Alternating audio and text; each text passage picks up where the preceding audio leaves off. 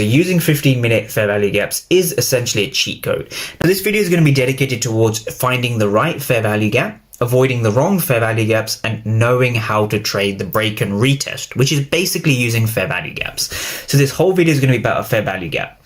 But before we go into fair value gaps, I want every trader to understand how I form an overall trade. Now what I want traders to understand is that there's 4 basic pillars that I use in my trading. I start with market structure, I use my dealing ranges, I understand premium and discount, and then I use my fair value gap. So let's kind of break this down. So yeah, so here was the trade, right? So it's the same thing you see over here. So this was my pre-market game plan. So this was 14:47, so that's going to be 9:47 Eastern.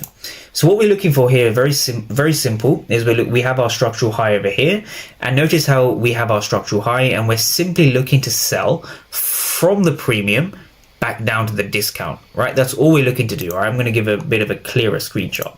So what we're looking for here, if I just kind of break this down for traders, right, what we can see is we see the POI over here. I've not marked it in on this image. So here's our POI, right? Notice how price has taken out the Asian high and price hasn't taken out the Asian low, right? The Asian low has remained intact.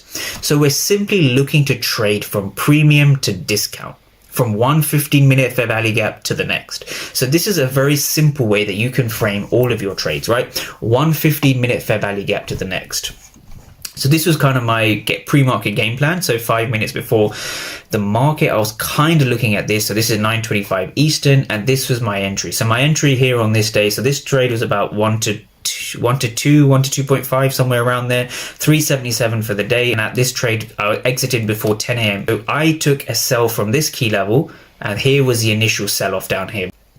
So you're simply looking to target one 15-minute fair value gap to the next. So whether you're trading a breaker, an I fair value gap, a a supply, a resistance, no matter what you're trading, you have to pair it with order flow if you want to make it successful.